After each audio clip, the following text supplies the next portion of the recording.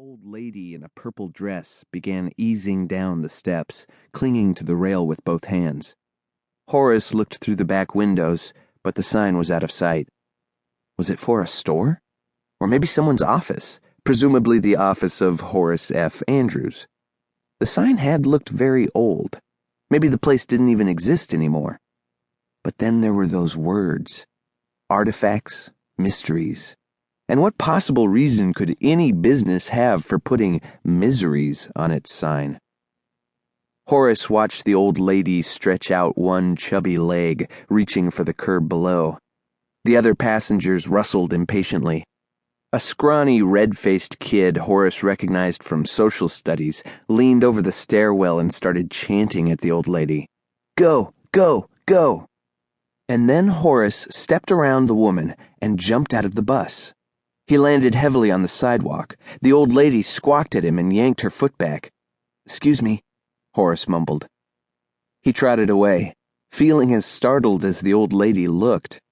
He was not ordinarily impulsive, not the kind of person who simply did things without thinking them through ahead of time. But sometimes his inquisitiveness pulled him places he wouldn't ordinarily go. And that sign, those words in his name together like that. The May air was cool but held a hint of thickness that spoke of summer, of freedom and possibilities. Horace's internal clock, always accurate, told him it was 3:16. This time of day, the 77 eastbound ran every 14 minutes. He could investigate the sign and then catch the next bus, still getting home before his mother. He hurried on down the sidewalk, searching. Just as he thought he was drawing nearer to the alleyway, an enormous shape swept across his path, colliding with him hard and knocking the breath from his chest. Horace staggered back, almost tumbling into the gutter. "Goodness," said a musical voice from high above. Horace looked up, and up, into the face of the tallest man he'd ever seen. The man was so tall that he hardly looked like a man at all, 10 feet tall or more. And thin, almost as impossibly thin as he was impossibly tall, with spidery limbs and a torso that seemed too narrow to hold organs. He had hands the size of rakes, with long, skinny fingers. He stank of something chemical and foul. Horace drew back as the man leaned over him. "Are we all right?" the man asked, not unkindly. Again, that sing-songy voice.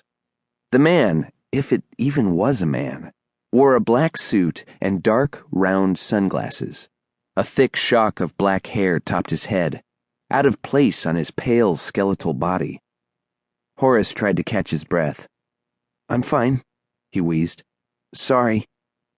"Perfectly understandable. I believe you were distracted." "I'm sorry, really, just looking for something." "Ah. Do you know what it is you're looking for?" The man's teeth were slightly bared, as if he were trying to give a friendly grin but didn't know how.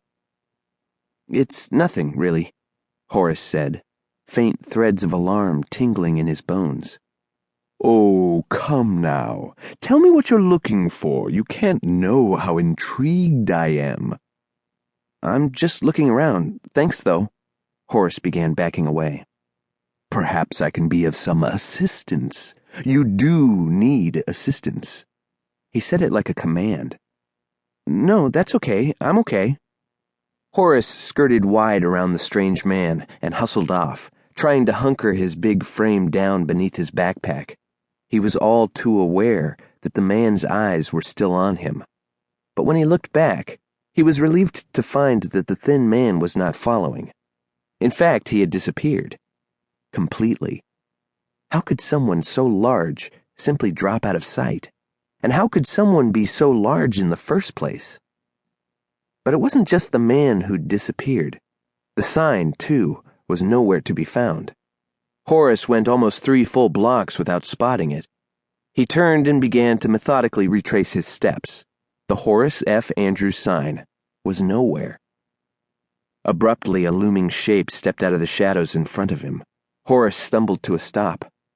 The thin man gazed down at him, still trying that gruesome smile. "Didn't find what you're looking for?"